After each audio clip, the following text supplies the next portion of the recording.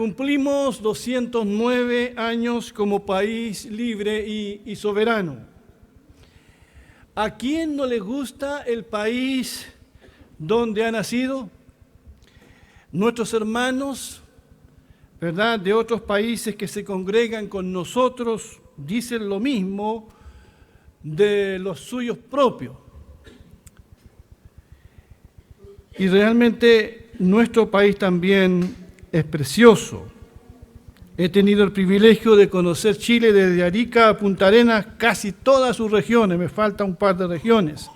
Y uno no tiene más que dar gracias a Dios por este país tan precioso, por la cordillera, por el vasto mar que nos baña, por sus riquezas marítimas, mineras, agropecuarias que tiene nuestro país, por su belleza natural. Los valles, los campos, desiertos e islas. Por su comida. Es buena la comida, ¿cierto? Su música y baile tradicional, que lamentablemente los chilenos disfrutamos solo en el mes de septiembre, porque todo el año métale mexicano y métale cumbia. ¿Cierto? Pero en septiembre nos acordamos de que tenemos folclore propio, ¿verdad? Bueno, en fin, tenemos tantas cosas por las cuales dar gracias a Dios, también por quienes lucharon por darnos un país libre y soberano. Sin duda tenemos un lindo país y una rica historia, pero esta historia es una historia de encuentros y desencuentros, de grandes conflictos internos que costaron la vida de muchos chilenos. Hechos que no quisiéramos que se repitieran jamás, pero eso nadie lo sabe. Porque el corazón de los hombres, las promesas de los hombres, no son confiables. Es cosa de ver este dime y diretes que existe entre las distintas corrientes políticas del país, que en vez de tomar grandes acuerdos por el bien mayor de la nación, políticas de Estado, siempre piensan en lo inmediato y en sacar ventajas políticas partidistas. Antes podríamos dar las gracias a Dios por su gente, la gente de Chile. No estoy seguro si hoy podríamos hacerlo. Es que nos hemos convertido casi en otro país.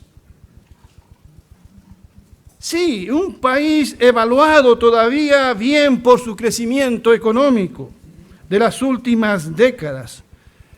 Pero hoy tenemos un país que ha perdido el respeto al otro, que ha perdido la humildad y la solidaridad con el menos afortunado. Hemos cambiado como personas. Desde fuera nos ven un poco arrogantes y no somos muy queridos, que digamos. Se nos fueron los humos a la cabeza. Crecimos en algunos aspectos, pero decrecimos en otros. ¿Por qué el crecimiento económico nos cambia tanto? Como personas, pero también como país. Además, ese crecimiento no ha sido para todos. Todavía hay chilenos que sufren la injusticia social, sueldos bajísimos y que esperan que el crecimiento les llegue a ellos también.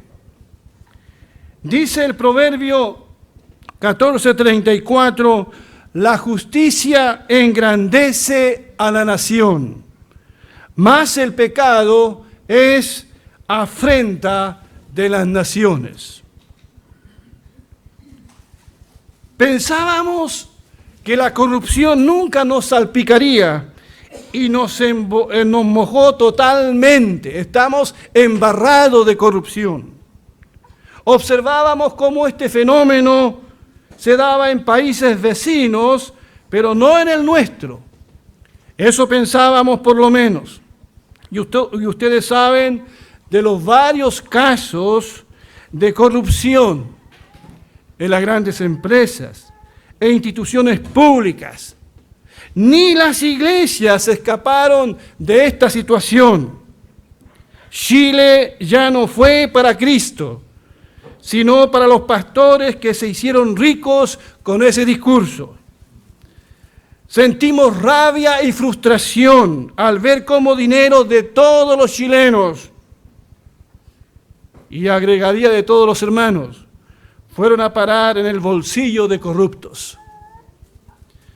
Actualmente vivimos en un país de gente estresada y cansada, de personas que se sienten de alguna forma inseguras. La gente anda alterada y nerviosa. También nos hemos vuelto un país más violento. Las deudas están afectando la vida de muchas familias.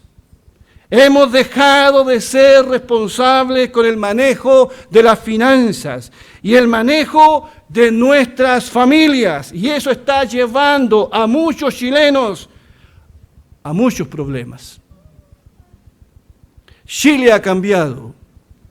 El mundo ha cambiado. La globalización como fenómeno social, la Internet, nos expuso hace bastante tiempo.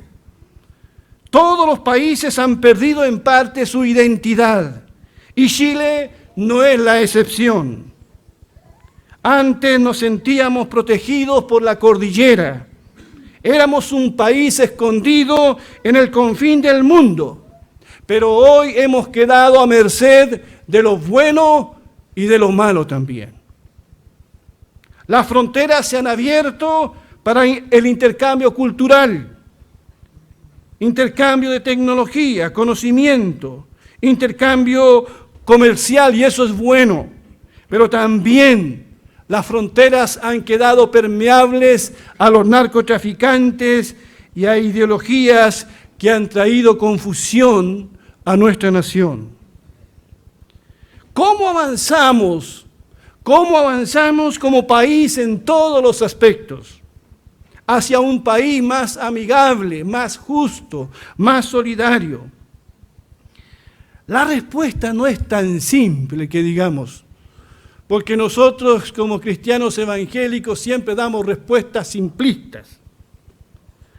Hemos dicho desde este púlpito que son las familias, escuche bien, las familias las que hacen un país y no al revés. Si la familia se destruye, si la familia se desmorona, el país también se desmorona. Todo lo que pasa afuera, en nuestras calles, en nuestras plazas, en nuestra comunidad, en el trabajo, es el resultado de lo que pasa al interior de cada familia chilena. Los valores como el respeto a la autoridad, el respeto al prójimo, la solidaridad, la justicia, el ser responsable, empezando con la propia vida, con el trabajo, el entorno, son valores que solo se aprenden en una buena familia. Por eso mi llamado en esta mañana es que construyamos buenas y sólidas familias.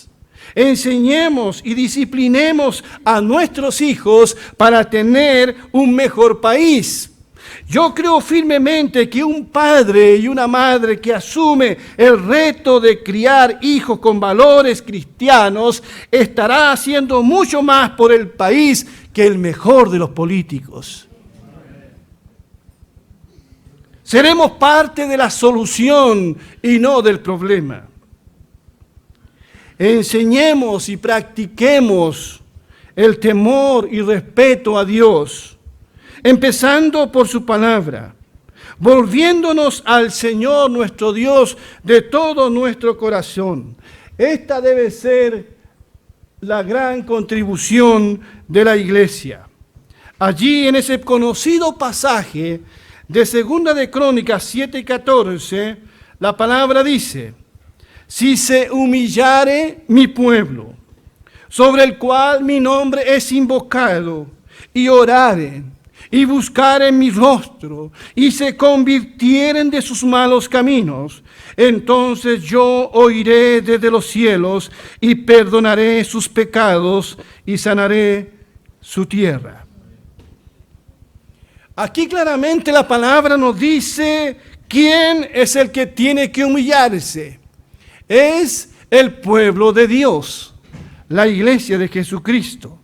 No le pidamos a las autoridades, no le pidamos al resto que hagan lo que nosotros como iglesia no hacemos. El Señor dice en su palabra: si se humillare mi pueblo, sobre el cual mi nombre es invocado, ese pueblo que dice Señor, Señor, ese pueblo que dice que le conoce, ese pueblo que dice que le ama. Y oraren, dice, y oraren. Somos un pueblo que ora, la iglesia evangélica en general es un pueblo que ora. Yo te digo que no es así. No es un pueblo que ora. Donde más mentimos es en la vida de oración que tenemos. Y oraren, y buscaren mi rostro.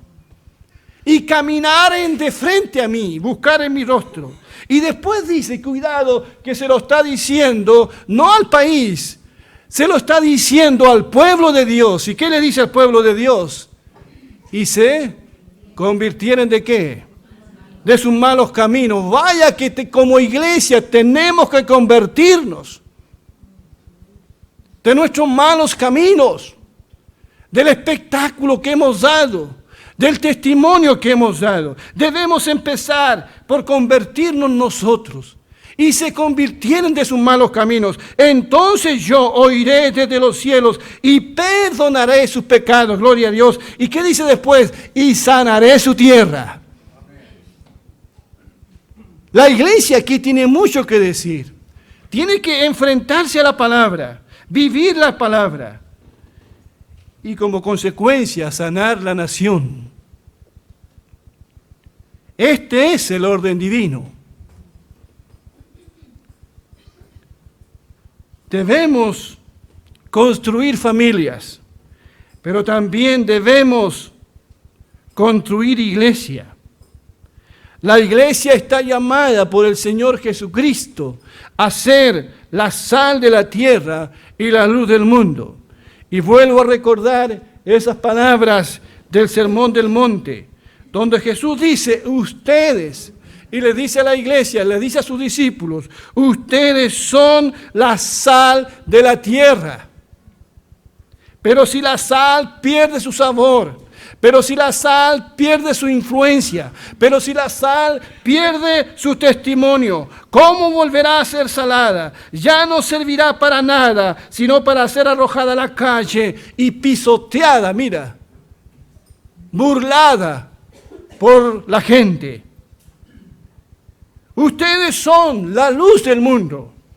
Una ciudad asentada sobre un monte no se puede esconder. Tampoco se enciende una lámpara y se pone debajo de un cajón, sino sobre el candelero para que alumbre a todos los que están en casa. De la misma manera que la luz de ustedes alumbre delante de todos, para que todos vean sus buenas obras y glorifiquen a su Padre que está en los cielos. ¿Cuántos dicen amén? Debiéramos hacer nuestra esas palabras del Señor en Juan 9:5, cuando dijo, entre tanto que estoy en el mundo, luz soy del mundo.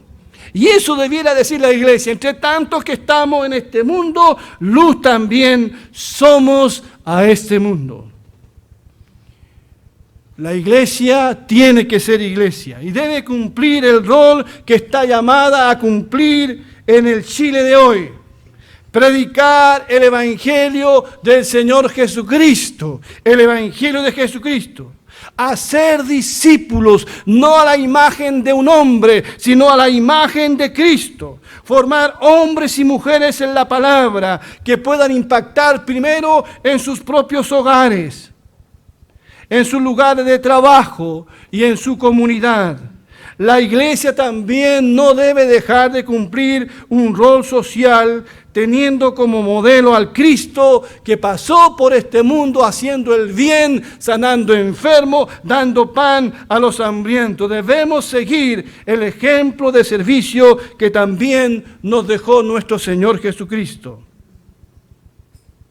Pero la iglesia, y esto es muy importante, pero la iglesia en su misión no debe casarse con ningún gobierno de turno. Debe orar por sus autoridades, claro que sí. Debe respetarlas como ordena la palabra de Dios, pero la iglesia debe ser libre e independiente si ha de cumplir su rol profético, denunciando el pecado, los abusos y la injusticia, vengan de donde vengan. En un momento como este es bueno volver a recordar que la iglesia no es de derecha ni de izquierda. Cuando la iglesia se ha identificado con corrientes políticas partidistas, se ha confundido, ha perdido el norte y la autoridad moral para hablarle a un mundo que se pierde. Dios no me ha mandado a mí a hacer política en la iglesia. Dios nos ha dado a nosotros una tarea mucho más noble, mucho más importante. Y la resumo en las palabras de Pablo a los Corintios. Y todo esto proviene de Dios, quien nos reconcilió consigo mismo a través de Cristo y nos dio el ministerio de la reconciliación. Esta es la tarea de la iglesia. Tenemos un llamado mucho más importante, cumplir el ministerio de la reconciliación. Esto quiere decir que en Cristo Dios estaba reconciliando al mundo consigo mismo sin tomarles en cuenta sus pecados, y a nosotros nos encargó el mensaje de la reconciliación. Así que somos embajadores en nombre de Cristo, y como si Dios les rogara a ustedes por medio de nosotros, en nombre de Cristo, les rogamos, reconcíliense con Dios. Este mensaje solo lo tiene la iglesia y lo tiene que predicar la iglesia, el mensaje de la reconciliación. Afuera no se predica el mensaje de la reconciliación. Vemos odio, revanchismo. Pero la iglesia tiene un mensaje sumamente importante: predicar el mensaje de la reconciliación. Primero, la reconciliación del hombre con Dios. El hombre está separado de Dios y debe hacer las paces a través de la cruz. Pero también a partir de ese mensaje, predicar el mensaje de la reconciliación entre los chilenos. Los chilenos están llenos de odio. Unos nunca han pedido perdón, otros nunca van a perdonar. No olvidan y van a aprovechar cada oportunidad política de vengarse el uno al otro. ¿Cómo se descalifican? No hay este mensaje de reconciliación. Nosotros estamos llamados a hacer nuestra tarea. Y Pedro lo dice en otras palabras: pero ustedes son linaje escogido, real sacerdocio, nación santa, pueblo adquirido por Dios, para que anuncien los hechos maravillosos de aquel que los llamó de las tinieblas a su luz admirable. ¿Qué misión tenemos? Y seguidamente el apóstol Pedro dice: amados hermanos, como si ustedes fueran extranjeros y peregrinos, les ruego que se aparten de los deseos pecaminosos que batallan contra el alma. Mantengan una buena conducta entre los no creyentes, para que, aunque los acusen de malhechores, al ver las buenas obras de ustedes, glorifiquen a Dios el día que Él nos visite. Por causa del Señor, muéstrense respetuosos de toda institución humana.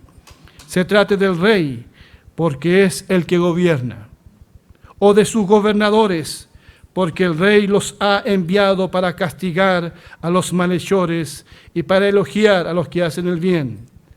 La voluntad de Dios es que ustedes practiquen el bien, para así callar la ignorancia de la gente insensata. Y dice después, hagan uso de su libertad, pero no la usen como pretexto para hacer lo malo, sino para servir a Dios. Estos pasajes de las Escrituras hablan por sí solos. Este es nuestro llamado como iglesia, nuestro llamado es más alto, es sumamente importante. Nuestro llamado entonces no es hacer política partidista, no es a construir un reino humano. Nuestro llamado es a expandir el reino de Dios entre los hombres y de paso ayudar a construir un país mejor. Qué casualidad que en septiembre celebremos también los cristianos el mes de la Biblia. Patria y Biblia, una excelente combinación. Debemos amar a ambos. Los pueblos que conocen la Biblia encuentran la verdadera libertad. Dijo el profeta Oseas, mi pueblo perece por falta de conocimiento. La ignorancia siempre ha llevado a los pueblos a la destrucción y al engaño. Cuando el pueblo ignora, es presa fácil de ideologías ateas y antinatura. Es presa fácil de las sectas y de los demagogos. Por eso es tan importante el conocimiento de la palabra de nuestro Señor. Porque de allí viene la sabiduría y el discernimiento que necesitamos para tomar buenas decisiones. Espero que la palabra del Señor corra y sea glorificada en la vida de muchos chilenos. Que muchos salgan de la ignorancia y el cautiverio espiritual en la que se encuentra. Que así sea, ¿verdad? Que así sea. Para terminar esta reflexión, quiero decir que somos llamados entonces a hacer una contribución al país como iglesia y como ciudadanos. Están los chilenos que trabajan y los que no quieren trabajar, y que todos se lo regalen. Están los chilenos honestos y los que buscan la oportunidad para robar. Están los que sin hacer ruido construyen un país mejor, edificando familias con valores y buenos principios. Son los que se levantan de madrugada y trabajan con honestidad y responsabilidad. Y están los que alardean y son generosos con lo que no es de ellos. Están los que sirven y los que quieren ser servidos, los que sirven a Chile y los que se sirven de Chile. Están los chilenos que cuidan el país y los otros que ensucian y dañan el medio ambiente. Están los que viven y piensan solo en el presente y están aquellos que tienen una mirada más a largo plazo. Están los chilenos que contribuyen a la paz y los que promueven la violencia. Mi pregunta en esta mañana para terminar, ¿de qué lado está cada uno de nosotros? ¿Cuál es nuestra contribución al país aparte de pagar los impuestos? ¿De qué lado estoy? ¿Soy una persona que hace un aporte al país o me aprovecho de mi país? Por eso los invito en esta mañana a orar por la iglesia primero, para que seamos verdadera iglesia, y a orar también por un mejor país, un país más justo, no corrupto, más solidario, más responsable, por las familias que se desmoronan. Y eso es muy lamentable. Si los fundamentos de un país se desmoronan, todo se nos viene abajo.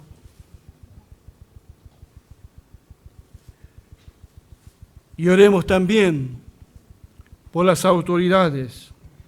Oremos por paz y justicia. Oremos para que seamos instrumentos de bendición. Oremos por eso.